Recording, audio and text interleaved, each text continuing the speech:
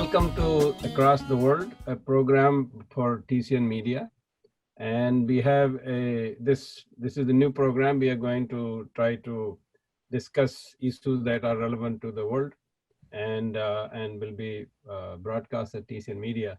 And we have a very good friend for a long time, over 20 years or so, Dr. Jerry Salzman, who is a trained social scientist and parapsychologist and meditation practitioner as well as instructor. And he keeps the nerve of the world in his mind when he's thinking about all these things. So welcome, Jerry. Thank you.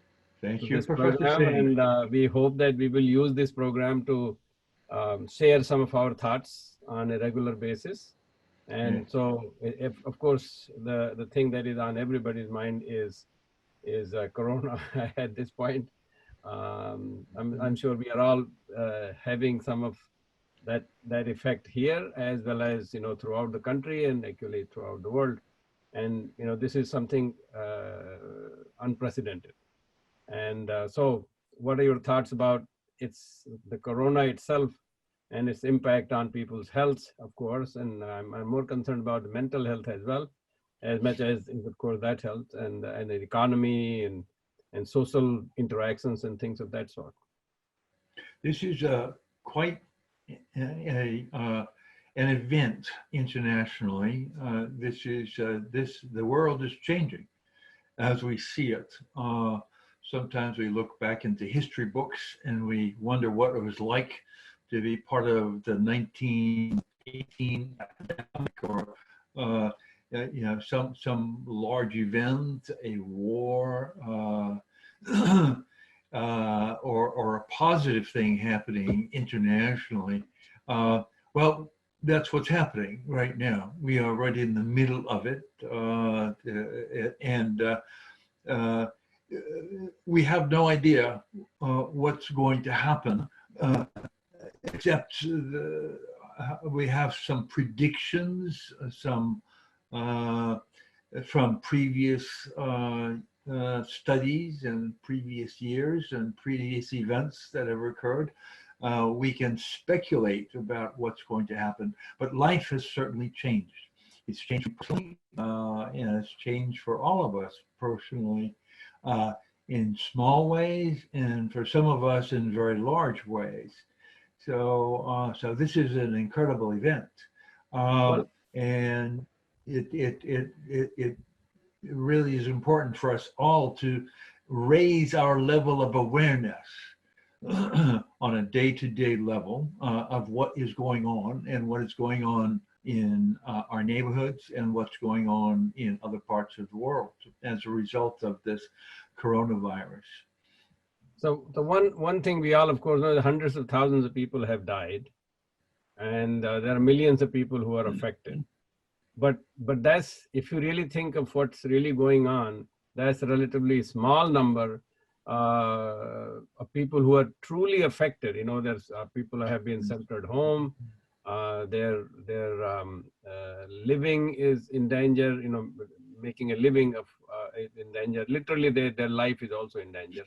But more importantly, they don't know what to make of it, how to go about it, because lockdown is a kind of a knee-jerk response, but it has a huge impact on people mentally.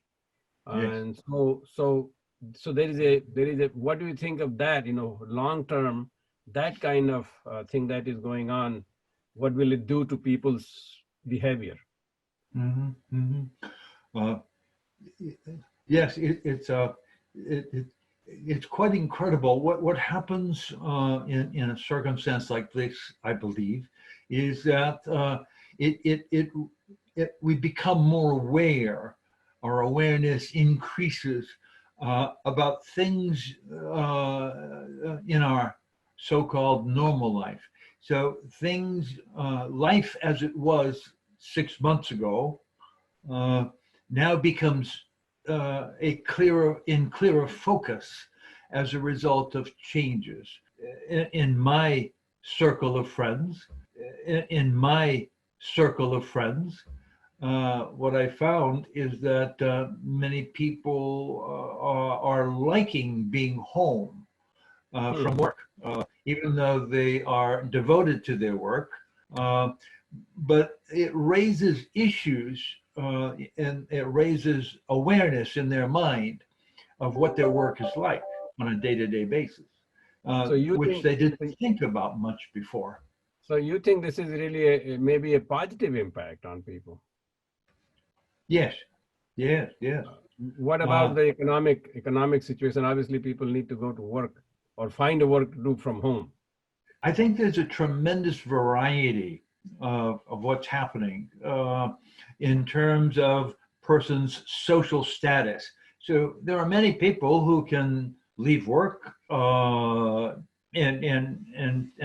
not be worried about it because they have sufficient monies, either because they're already retired or because they have sufficient back money that they can live for months and maybe even years without having to worry about, paying the bills. What about other people who do really have to find money? Yes, I believe it's probably the middle people, the middle class people that are being hurt the most by this, Yeah. who are kind of dependent, who have a lifestyle that kind of demands a monthly income that's fairly substantial to either pay their mortgage or rent. They have growing family, they have children in school, and there are costs of clothing and food on a regular basis that are substantial. And they're used to having that.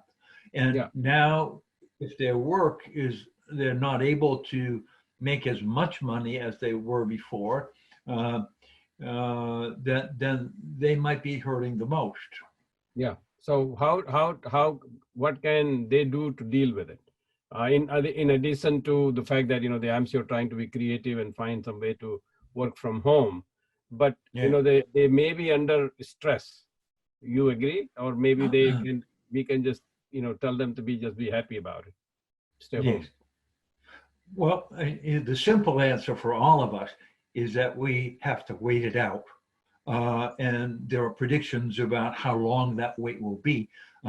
But whatever the wait, there's going to be some stresses involved. Stresses from people living together, being quarantined together as a family. And even though families generally love each other and are used to being with each other and know each other well and are supportive, it's still a different situation for many people when they have to be quarantined and can't go out. So, for example, in my case, I have grandchildren that I'm used to seeing on a regular basis here at my house. They come over and spend time, but they can't. In any case, it all amounts to a stress, anxiety situation. Some years ago, I created a elder meditation project aimed at nursing homes, and I did that and long-term care facilities for elderly. And I did that because you think of people who are in a long-term care facility, a skilled nursing facility, and you say, well, gee, their life must be easy. They have nothing to do, and they're all taken care of. But it's just the opposite. They are perhaps the most stressed, anxious people in our society. Why? Well, it's a complicated answer to that question. Part of it is that they want to feel that they're part of this world, they're part of the society. And that's another thing that's happening right now with many families. Many people want to be working. They miss the socialization, they miss the feedback they get from other people when they go to work and the sense of accomplishment and that they get from their work and their activities when they work real time, not just online, but actually go to an office on a day-to-day basis and have coffee with their colleagues and discuss things at the conference table. And people miss that. And what that amounts to is it creates frustration, it creates stress, it creates anxieties. Now, that's the unhealthy part. What kind of meditation did you teach to people to get their stress out? Well, first of all, I try to convince people because they were elderly and many of them were unfamiliar with meditation. This was some years ago. I think that the situation has changed a bit now. More people are familiar with meditation. More people are doing meditation on a regular basis, one form or another. So there are misconceptions even now. One of the misconceptions is that meditation is something unusual, something that you have to go out of your way to do. There are special techniques that you need to learn, that you don't understand it. But in fact, what I like to point out is that everybody meditates. We all meditate. It's a natural process. That is, we have moments where we are meditating, even though we don't have an awareness of it, or we don't call it that. We have a moment of extreme focus of our attention, for example. We have moments when we are totally focused on a particular book we're reading, a particular painting we're looking at. It could be a video, a piece of music, or it could be simply in nature, out in nature, being awed by a beautiful sunset, and our total attention goes to that sunset. And we see it so beautiful, and we look at the colors of it, and we see the form and the shape and the darkness and the light. We then smell the air, and we have the sense of presence, and we feel the coolness of the air as the sun goes down, and all of the other sensations get compacted into total focus on that sunset. So that's a form of meditation, and most people don't understand that, I think. How we can help people get this natural thing that happens as part of meditation? For me, the essence of meditation is focus of attention, attentional focus, being able to grab hold the spotlight of your own attention and be able to hold it on a particular sight, sound, an idea, a feeling, a part of your body, a movement, a motion, another person, and we focus on and focus and hold our focus on one thing and one thing only. Now, that sounds like an easy thing to do, and you're absolutely right. It's extremely easy to teach meditation. It's easy to say what it is and to show people this is how you do it. But it may be the hardest thing that anybody has done personally, because our minds are constructed that they are very distractible. Our focus of attention gets interrupted by other thoughts, other feelings, other sights, other sounds, other sensations in the body, other voices around us, other perceptions will tend to come in and interfere with our focus of attention. So that's the struggle, if you can call it a struggle of meditation.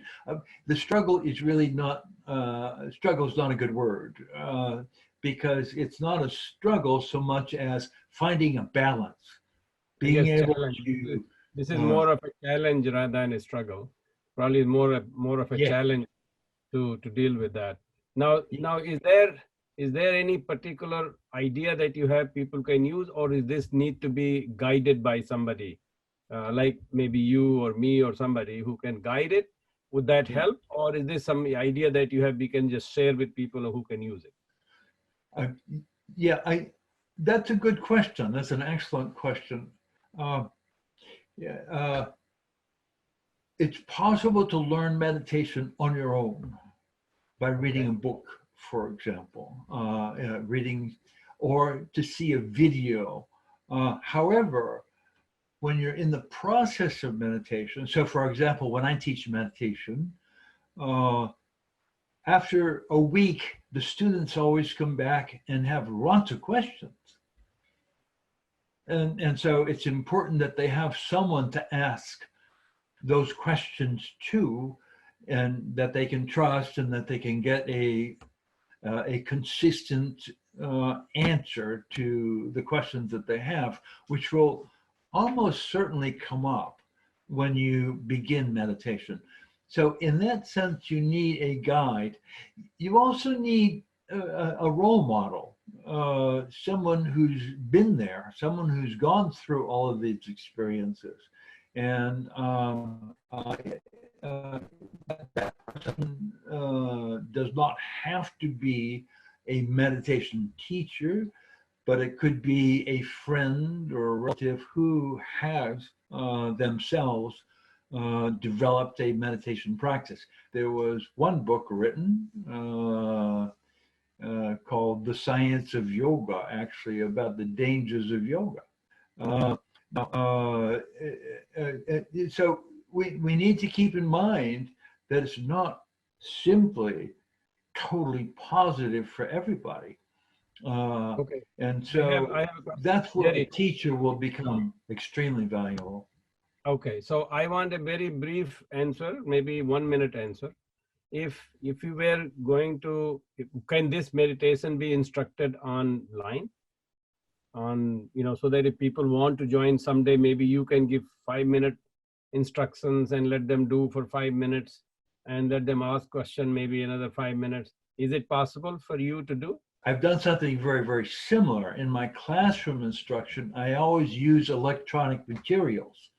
I always use other people on my PowerPoint. I have video clips from other meditation teachers that I show. And then at the end of showing them, I explain to the students and make sure that the students understood what they were saying in the context of what we're doing.